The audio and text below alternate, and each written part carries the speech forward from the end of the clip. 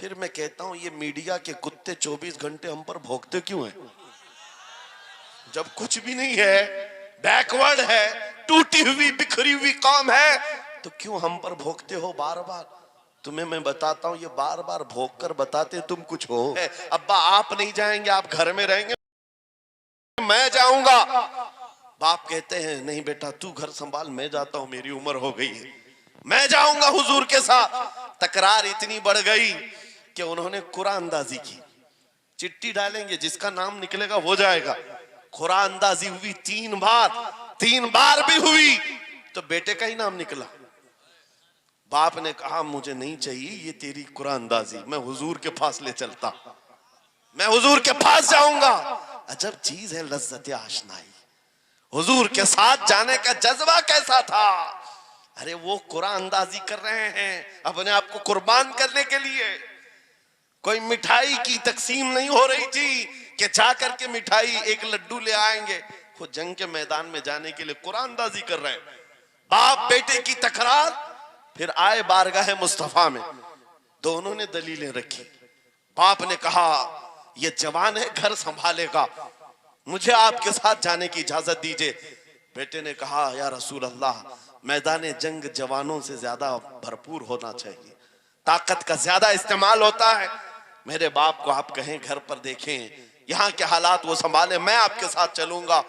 हुजूर पाक ने जवान की बात सुन ली और बूढ़े सहाबी से कहा आप घर पर रहे, आपका जवान जाएगा।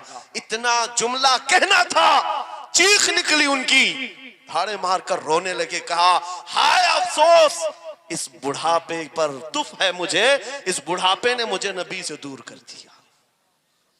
अजब चीज है लज्जत आशनाई, अजब चीज है लज्जत आशनाई। वो बूढ़े हो जाते तब भी ये सोचते कि हुजूर के साथ जाने का मौका मिले।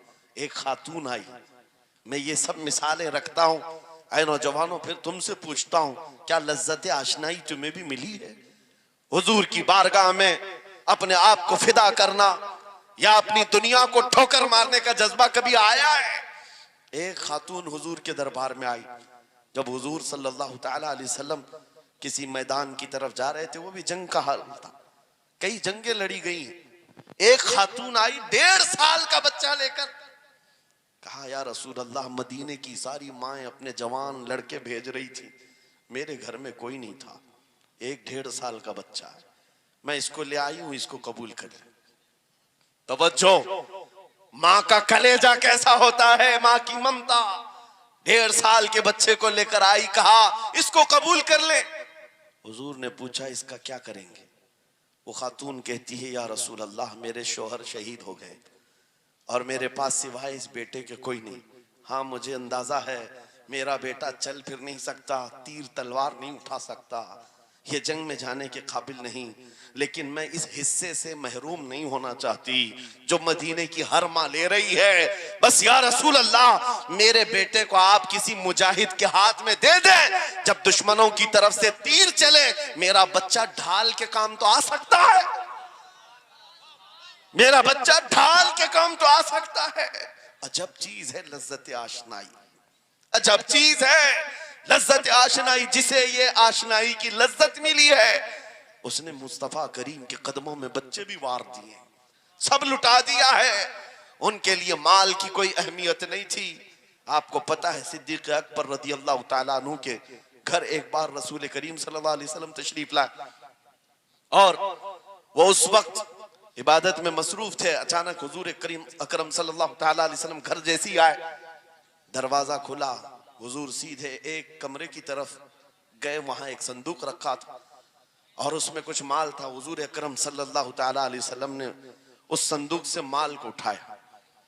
हजरत अबू बकर सिद्दीक मुस्कुराए और कहा शुक्रन लिल्लाह, ऐ अल्लाह तेरा शुक्र है।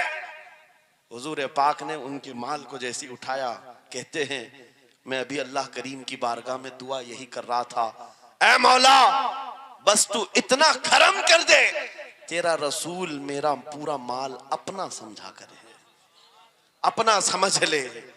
वो अपने आप को सब लुटा देते, फिर कहते मेरे अजीजों अजब चीज है लज्जत आशनाई, जिसे ये मिल गई हर मुसीबत उसे छोटी लगती है, हर मुसीबत हल्की लगती है। अब आओ मैं तुमसे पूछता हूं, यहां थोड़ी सी तकलीफों पर बिलबिला उठते हैं, थोड़ी सी तकलीफ क्या आई कि तितर बितर हो जाते हैं। तुम्हारे आज इत्तेहाद को देखने के लिए आंखें तरस गई हैं। हमारे इख्तिलाफात इतने बढ़ गए, इतने बढ़ गए। एक जमात है, एक सुन्नियत है, एक मसलक है, लेकिन एक दूसरे से मुसाफा करना नहीं चाहता, एक दूसरे से गले मिलना नहीं चाहता। उलमा की जमातें अलग, पीरों की जमातें अलग। क्या ये जीने के सलीके हैं? क्या तुम्हें लज्जत आशनाई नहीं मिली है? नबी करीम सल्लल्लाहु ताला अलैहि वसल्लम की आशनाई की लज्जत जिसे मिलती है वो नफ्स को मार देता है। उसके पास सिवाय हुजूर की निस्बत के किसी चीज का ख्याल नहीं होता, किसी चीज का ख्याल नहीं होता।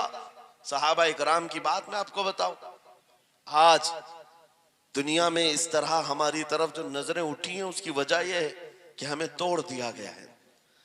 वो 100 साल पहले अंग्रेज यहां ये कहते थे, जिसको इकबाल ने कहा है, ये फाका कश मौत से डरता नहीं जरा, रूहे मोहम्मदी इसके बदन से निकाल दो। 100 साल पहले अंग्रेजों ने कहा था रूहे मोहम्मदी इसके बदन से निकाल दो। क्यों? जब तक रूहे मोहम्मदी इसके साथ है, वही लज्जत आशनाई है जिसको मैं कह रहा हूं, वही इश्क मुस्तफा है। जब तक इसके साथ है ये मौत से कभी डरता ही नहीं है। इसको मौत से डराना है तो ये इस इश्क की दौलत को खींच लो, निकाल लो, रूह मोहम्मदी इसके बदन से निकाल दो। तुम सब नौजवानों को मैं तंबीह करता हूं मेरे अजीजों, रूह मोहम्मदी तुमसे छीनने के लिए दुनिया ने एड़ी चोटी का जोर लगा दिया है। तुम्हारे मुट्ठी में हर गुनाह को लाकर जमा करने की कोशिश की गई है। तुम्हारी आंखों को आज खरीद लिया गया, तुम्हारी हया का कत्ल कर दिया गया, तुम्हारे अखलाक कहां चले गए। हमारा वो नौजवान जब निकलता था तो उसके लिए फरिश्ते इस्तकबाल करे। उम्मत मोहम्मदिया का वो गयूर जवान जिसके लिए अल्लाह ताला ने तूफानों के रुख मोड़ दिए, समंदरों में रास्ते बना दिए, सिमट कर पहाड़ उनकी हैबत से राई। आज उसका हाल ये है कि पूरी रात पबजी में गुजार रहा है, ये टिकटॉक पर मुजरे कर रहा है। ये ला करके तुम्हारे हाथों में इसीलिए थमाया गया है, इसीलिए थमाया गया है। और एक जुमला मैं कहता हूं अजीजों, जब शेर अपनी शेरी छोड़ देता है तो बहुत सारे कुत्ते भौंकने लग जाते हैं। हाँ, कुत्तों के अंदर दम आ जाता है। आज देख रहे हैं हम, इधर से एक कुत्ता, उधर से एक कुत्ता, हर कोई मुंह उठाए भौंके जा रहा है, कभी हुजूर पर, कभी इस्लाम पर, कभी कुरान पर। उसकी वजह क्या है? मोहम्मद अरबी के शेरों को नींद आ गई है, ये गफलत में है। और यही चाहती भी है दुनिया कि ये नौजवान नशा में मुलविस रहे, ये धुत रहे, हुस्न के पीछे भागते रहे, दौलत के पीछे एक दूसरे का कत्ल करते रहे। दुनिया ये चाहती है मोहम्मद अरबी के शेरों में होश कभी ना आए, वरना उनको भी पता है कि जिस दिन ये खड़ा हो गया बहुत सारे कीड़ों की मौत आ जाएगी, बहुत सारे कुत्तों को यूं ही खुजली शुरू हो जाएगी। तुम्हें उठने देना नहीं चाहती दुनिया, कभी कभी बेदार होने नहीं देना चाहती, मगर जब तक हमारे पास आवाज है, जब तक जुबान है, हम बोलते रहेंगे। एक ही चीज है जो तुम्हें यहां से वहां ले जाती है, वो कौन सी है? कि मोहम्मद से वफा तूने, तो हम तेरे हैं। ये जहां चीज है क्या लौह कलम तेरे हैं। नारे तकबीर, नारे रिसालत, मुनाजिर अहले सुन्नत अल्लामा सलमान रजा साहिब क़िबला। मेरे अजीजों, एक बात याद रख करके चलो, दुनिया आज कहती है इनके पास कुछ नहीं है, तुम्हारे पास कुछ नहीं है, सही कहती। अखबार में यही छपा, रिपोर्टों में यही छपा, सुप्रीम कोर्ट के रिटायर्ड जजों ने मिलकर के टीम बनाई और हमारा सर्वे किया हिंदुस्तान भर का, कहा कि ये बैकवर्ड है, इनके पास एजुकेशन नहीं रह गया, डिपार्टमेंट में इनकी नुमाइंदगी नहीं है, ये पढ़े लिखे नहीं है, माल में भी कम है, नौकरियों में भी कम है, सब रिपोर्टें इनके पास हैं। तुम्हारे पास कुछ है? कुछ है, उनको पता है, तुम्हें नहीं पता है। तुम कह रहे हो नहीं मेरे पास कुछ नहीं है, सुबह टीवी चालू करो, कहे नहीं तेरे पास कुछ है। वरना एक टूटी बिखरी गरीब कौम पर कौन 24 घंटे सर्व करेगा? हमें पता है, सारे इलेक्शन भी हमारे नाम से लड़े जाते हैं। हाँ, तुम्हारे मजमे उस वक्त तक गर्म नहीं होते जब तक हमारा नाम ना ले लो। हाँ, दूसरों को डराने के लिए हमारा नाम चाहिए, और कई मीडिया, दज्जाली मीडिया के चैनल चलते हैं उनकी दुकान हमारे नाम से। ये सारी बातें आपको सिर्फ इसलिए बताता हूं, वो भोंक भोंक कर बता रहे हैं कि तुम्हारे पास कुछ है, कुछ है। वो क्या है? कुछ बात तो है कि मिटती नहीं हस्ती हमारी।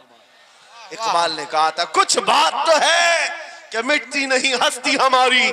सदियों रहा है दुश्मन दौरे ज़मा हमारा। यूनानो मिस्र रोमा सब मिट गए जहां से, बाकी मगर है अब तक नामो निशा हमारा।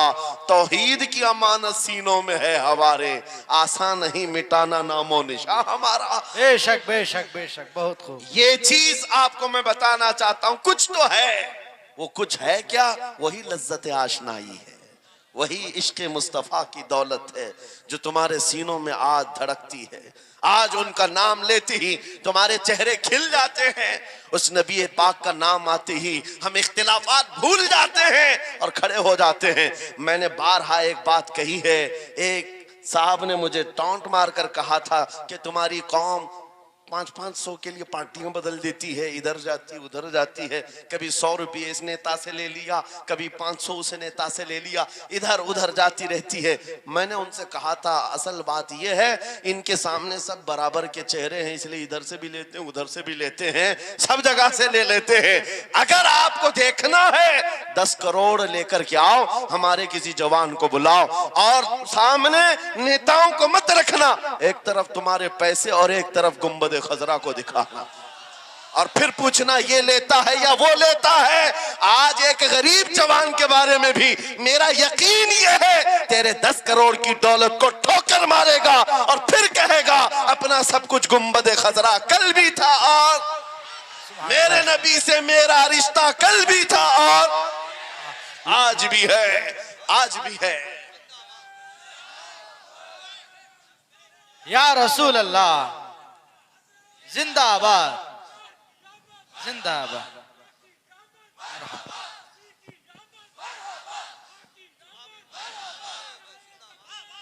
न हो मायूस इकबाल इस किश्त वीरां से। हम भी यही कहते हैं, मैं मायूस नहीं इस किश्त वीरां से। ये जो खेती हमारी टूटी बिखरी हुई दिख रही है, लोग कह रहे हैं खलियान खत्म हो गए, अब खेती में कुछ नहीं है। खुद खेती में कुछ नहीं है तो फिर सारे इधर क्यों मुंह लगाए बैठे हैं? हमको पता है जरा नम हो तो बड़ी जरखेज है ये मिट्टी, जरा नम हो तो बड़ी जरखेज है ये मिट्टी। हमारे जवानों को आवारा तुमने किया है, हमारे जवानों को नशा तुमने बांटा है।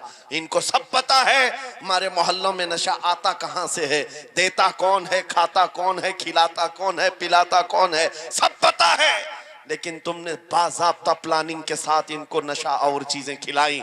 इसीलिए मुझे पता है मोहम्मद अरबी सल्लल्लाहु अलैहि वसल्लम के ये शेर जिस दिन बेदार हो गए, कहीं ऐसा ना हो इनके हाथों में क्या क्या पकड़ाया गया। मोबाइल, इंटरनेट, फेसबुक पे 24 घंटे लगे रहो, चैटिंग करते रहो, इंस्टा में लगे रहो, यूट्यूब में लगे रहो। तुम इसी सोशल मीडिया पर जिनके 18 घंटे खर्चा करते रहो, पोर्न वीडियो, नंगी तस्वीरें, पता नहीं क्या क्या अखलाक सूस चीजें तुम्हारे सामने लाकर दुनिया ने रखी कि तुम इसी में मसरूफ रहो। इसीलिए मैं कहता हूं मेरे अजीजों, उन्हें डर है इस बात का। मोबाइल मुफ्त में चाहे तो पकड़ा दो इनको, इंटरनेट मुफ्त में चाहे तो पकड़ा दो, कहीं ऐसा ना हो इस जवान के हाथ में खालिद बिन वलीद की सीरत आ जाए, कहीं इस जवान के हाथ में सलाहुद्दीन अय्यूबी की सीरत ना आ जाए, कहीं ये जवान टीपू सुल्तान को पढ़ने न लग जाए, कहीं ये औरंगजेब का नाम सुनने न लग जाए।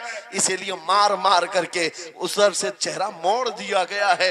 अजीजा ने गिरामी वक़ार वो 1000 मोड़े, मैं इंशाअल्लाह ये बात जरूर कहूंगा आपको। फिर मैं कहता हूं, मैंने तो मिसाल में 4 नाम लिए, 4 नाम लिए और ऐसे नाम लिए हैं कि पता नहीं औरंगजेब का नाम लेते हैं तो लोगों को तकलीफ होने लगती, आज होती है ना।